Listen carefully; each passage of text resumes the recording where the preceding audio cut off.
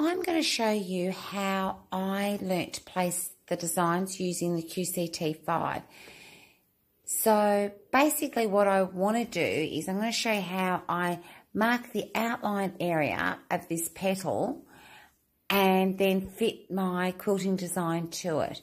So I digitised these, and so I've been playing around for a couple of days trying to figure out how best to place the designs. So I'll show you how I came up with it. So this is my software. Now I've already opened it, set my safe area. So what I'm going to do is I'm going to go into Pantograph, which is odd, I know, but I'm going to go into my options from the Pantograph screen, because what I want to do is show you that I love the Power Panto mode, but it really wasn't working for me to be able to endeavour to do this. So what I love about the software is that we actually have choices. So from the options menu, I just want you to see I'm on Power Place mode. I want to go to Select and Sew mode. It just gave me a little bit more options, and I found it easier to place the design. So now I'm going to select OK, go up to the top of my screen and select Home. Now I'm back in the Home screen, which is great. Now all I have to do is select and sew. At the moment I'm going to pick any pattern just to open it onto my screen. Software's connecting. It's always a lovely sign. Alright, so what I've done is I've gone into my settings, girls, and I've decided to choose one point, and here I've got the centre, the start point, the end point, corner point. I am going to use the start point. Just found this to really work for me. I don't have to set any of the margins, and I'm going to select OK. Now what I'm going to do is just jump up here and select my pattern. Now I'm going to go New Drive, D, Q. I'm actually going to do number 12 because I've already done it, but I'm going to show you how I achieved it. So basically, I've got the pattern that I want on the screen. Now it comes to the placing of it. So now I'm just going to go to my plugins, which is at the top right hand of my screen, go down, and I'm going to select my marking tool. Now the great thing is on the marking tool screen, when it opens up, I have add and remove. I have the remove the last, remove all. I can create many markings. I can number them. To keep this simple, I'm just going to do what I was doing. So I'm just going to move the foot of my machine to the first position. So I'll just show you down here. So what I've done is I've moved my machine to the first position, and then when I'm happy, I'm not exact. The needle is kind of where on the outline of the petal, and I'm going to add mark. So when you go up to the screen, if you can see, I've got that one little lonely dot. So I'm just going to move to the next position, add a mark, add a mark. Mine are probably 1.5 to 2 inch around, so I'm just going to leave that on the screen so you can see what I'm doing. And I'm just going to move around. I'm doing this on my own, guys, so sorry if it's a little awkward.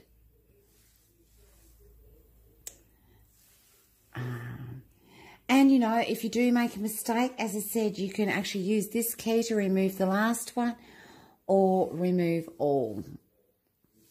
Okay, and then just over a bit. All right, so if you look at my screen, you can see I've got all the markings there, but of course the design actually isn't placed where I want it. So I go down to the bottom of my screen and I just tap OK. Now I'm back at my placement screen, which is yay. So now I'm going to move my machine to where I think it should be, which is near the stop start. Go down, select. And, you know, that's not bad. This is where the happy clicking comes in, Janet, which works. And I can just come across. And I can actually just play with the design. until I'm really happy with it. So I'll just go back. Yeah, I can just tweak it. Yes. Now, if I'm just going to see if I can zoom in for you. I'm really quite happy with that. I'll go around my petals when I've finished all the placement of the designs. So I'm wrapped with that. So all I'm going to do now is go back and select sew here, and I'm good to go. So that's how easy it is to mark a design.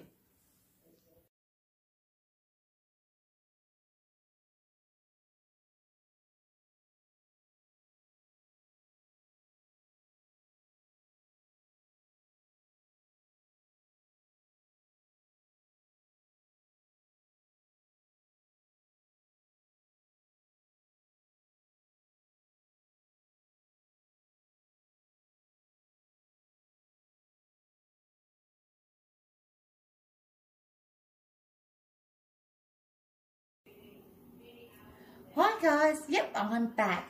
So I've done all my digital designs now and I've come back to custom quilting. So I thought I'd give you a few hints on how I achieved it.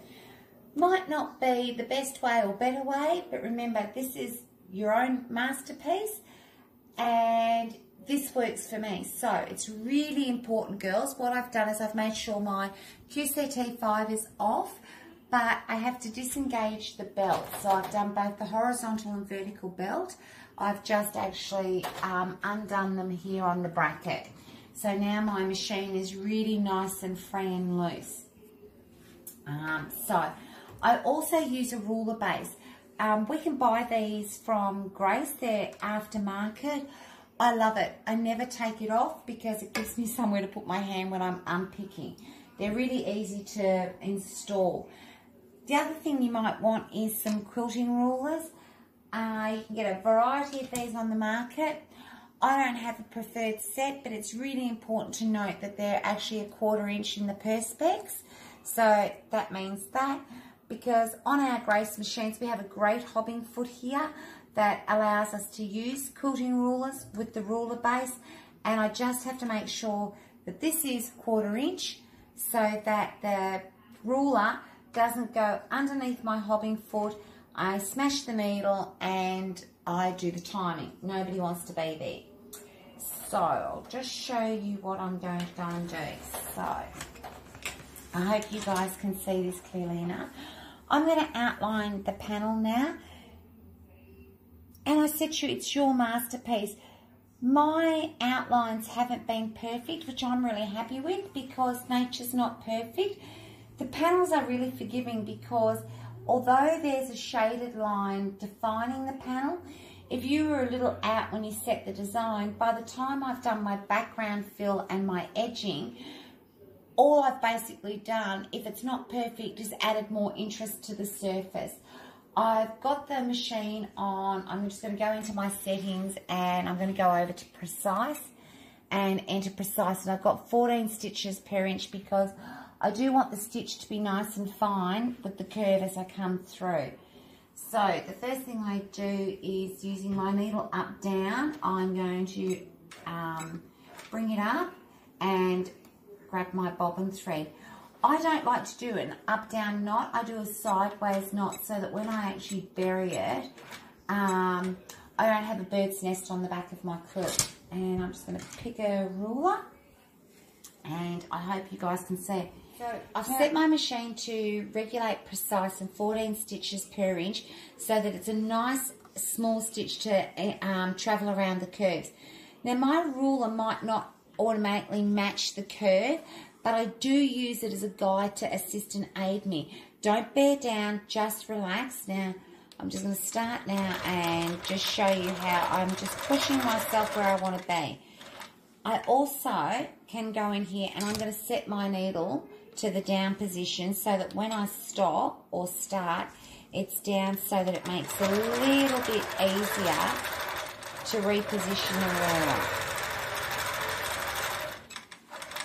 See, Okay, I just stopped so that hubby could move position so that we had a better view so that you guys could actually see what I'm doing.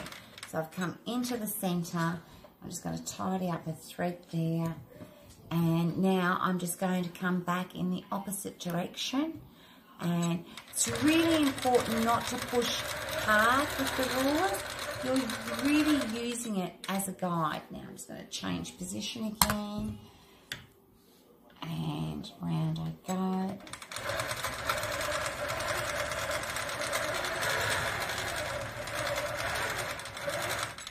Oh, got a mess there as well. And now I'm just going to do it freehand because I really want it to actually look like a petal. Then come back here, whack my ruler back on just to bring me back into this point here.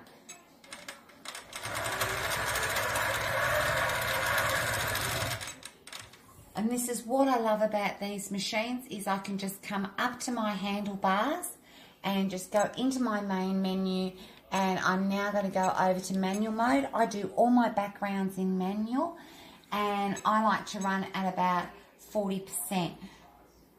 I'm just now going to do a messy stipple and pebbles around here, and then I've literally outlined this petal. So, and you'll hear that the machine is now making a totally different sound. Put a petal in there.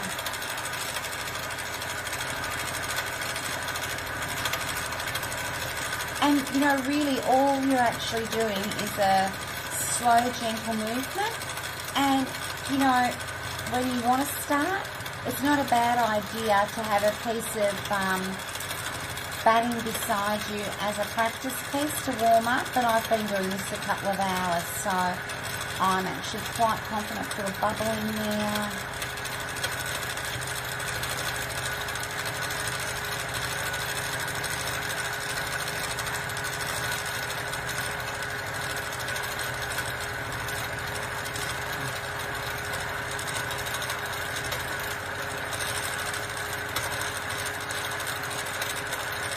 And of course, I'm setting the stitch length by the speed at which I move the machine.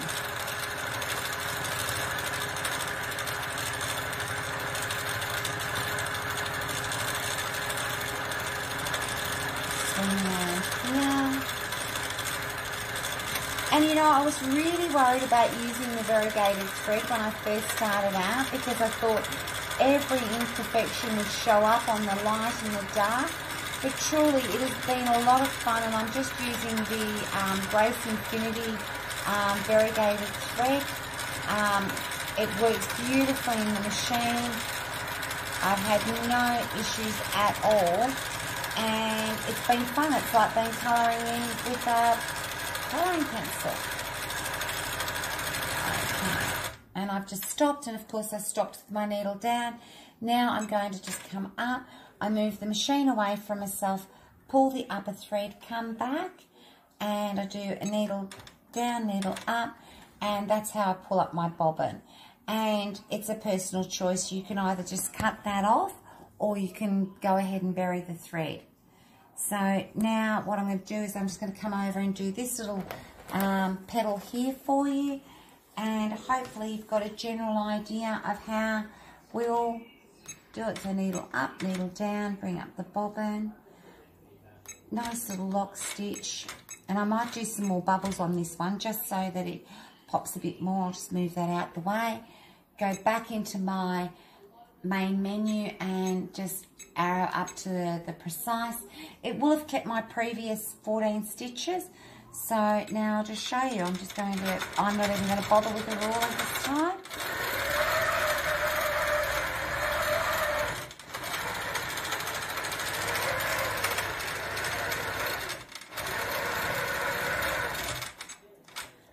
I'm really happy with that. Back into my menu, go back to manual mode, and then that's it.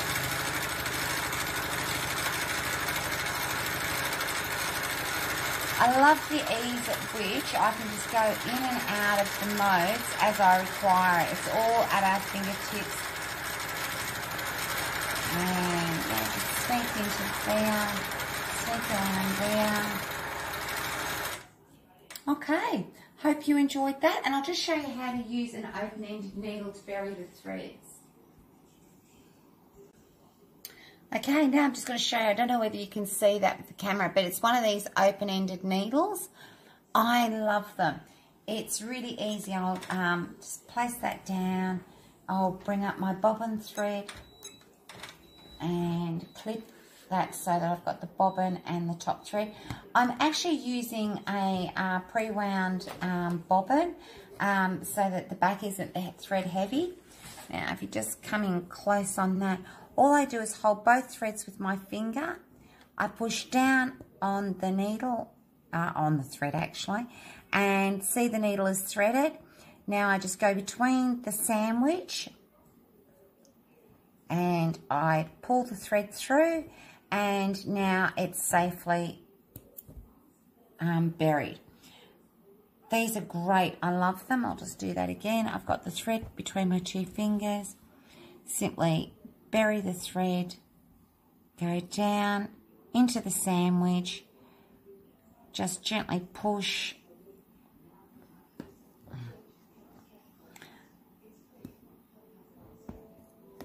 I lost my thumbnail, girls, so it's a bit hard. Pull, give it a firm tug, and just snip that thread, and it's buried. So I hope you enjoy doing your own